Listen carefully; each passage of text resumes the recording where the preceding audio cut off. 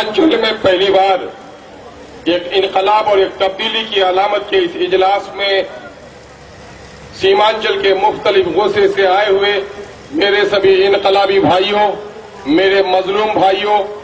अपने नाखानदा और अपनी नस्ल की बर्बादी को तरक्की और तब्दीली में बदलने की तमन्ना रखने वाले मेरे भाइयों, मेरे पास अल्फाज नहीं मिलते, मैं किस हैसियत से आपका इस्तकबाल करूं, मेरे पास अल्फाज नहीं है। आज मैं दुनिया के सारे चमन के फूल तोड़ डालूं और आपके कदमों में निछावर कर दूं, मैं आपका शुक्रिया अदा नहीं कर सकता। आसमान के चांद को मैं उतार दूं और सितारों को आपके कदमों में बिछा दूं, खुदा की कसम मेरा दिल कहता है मैं आपका शुक्रिया अदा नहीं कर सकता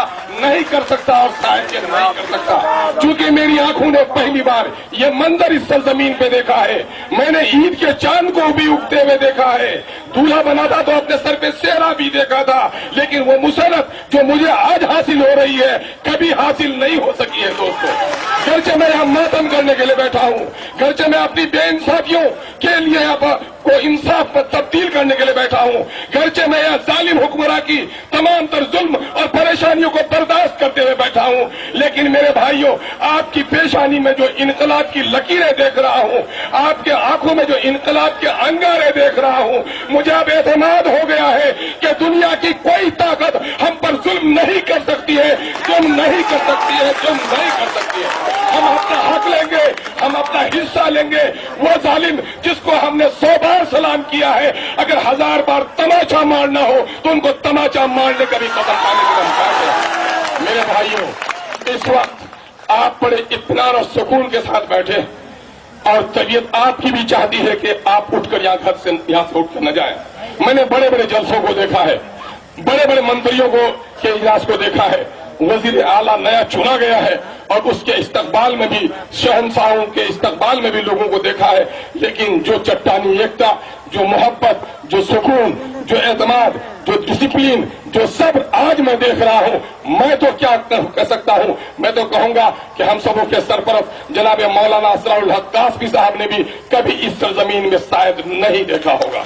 मैं बड़े अदब और एहतराम के साथ इस इनकलाबी इजलास में किशनगंज का बेटा होने के नतीजे में जहां डाइस पे तशरीफ फरमा अपने कायद जनाब मौलाना असरारुल हक कासमी साहब को मुबारकबाद देता हूं, वही जनाब अपने भाई जनाब डॉक्टर जावेद आजाद साहब, अपने इनकलाबी भाई जनाब तौसीफ साहब और मेरे 1956 के पिछड़े हुए भाई जनाब गुलाम रब्बानी साहब एमएलए, जो भले ही बंगाली हो लेकिन उनकी पैदाइश 56 से बाद 57 में हुई होगी, लेकिन उनके अब्बा जान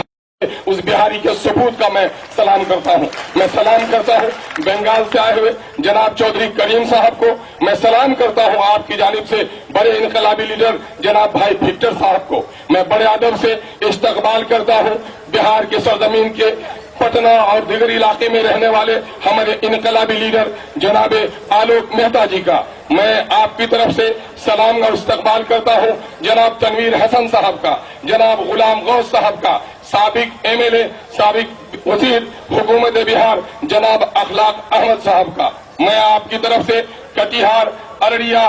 पूर्णिया, सुपौल, दरभंगा, भागलपुर से आने वाले तमाम दर भाइयों का भी इस्तकबाल करता हूं और मैं उन नौजवानों को मुबारकबाद देना चाहता हूं, चाहे किशनगंज एजुकेशन मूवमेंट के हमारे नौजवान हो, जिनकी कुर्बानियों के सिले में उन्होंने आज गुफ्तगू करना गवारा नहीं किया। मैं आज भी कहता हूं कि उनके नाम को लेकर मैं उनके सबाब जारिया को कम नहीं करना चाहता, उन जवानों को भी मैं मुबारकबाद देता हूं। किशनगंज से अपने दफ्तरों को छोड़कर जो यहाँ आए हैं, मैं उनकी भी दिल से कदर करता हूं। और मेरे इनकलाबी साथियों, वक्त कम है, मैं 2-3 बातें आपके सामने में कहकर अर्ज कर यहां से गुजर जाना चाहता हूं और जो करारदाद है वो मौलाना मोहतरम आपके सामने में पेश करेंगे। मैं अखबार और मीडिया के लोगों का भी बड़ा अदब और एहतराम के साथ उनका एहसान मानता हूं कि किशनगंज की तालीमी तहरीक को उन लोगों ने बावजूद के बिहार की हुकूमत मीडिया को खरीद चुकी है, सेंसर कर चुकी है, पहरेदार बन गई है। आज भी जब आप यहाँ लाखों की तादाद में बैठे हैं, अमन के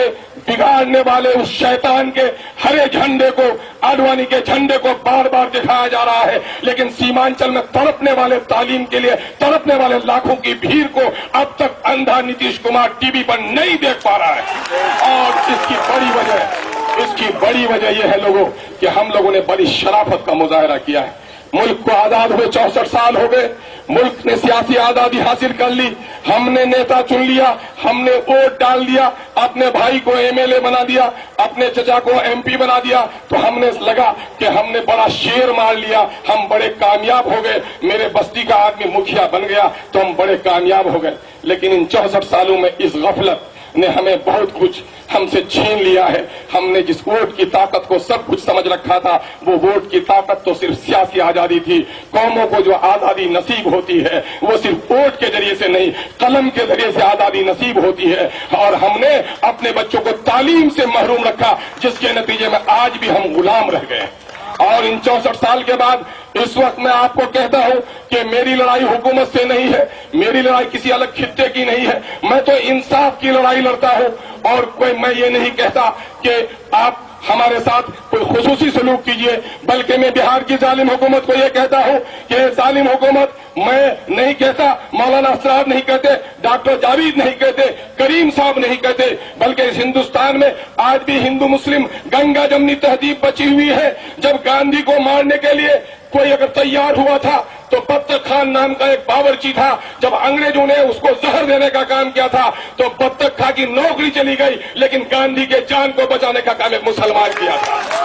और यही नहीं, बल्कि ये भी सच है कि मुसलमानों की इस बदहाली की रिपोर्ट किसी शहाबुद्दीन ने, एमजे अकबर ने, मौलाना असरारुल हक ने पेश नहीं की, बुखारी ने पेश नहीं की, बल्कि मुसलमानों की इस दुर्गत की तस्वीर भी अगर किसी ने पेश की तो वह ब्राह्मण का बच्चा राजेंद्र सच्चर है और रंगनाथ मिश्रा है, जिसको मैं बड़ा आदाब और सलाम करता हूं कि जिसने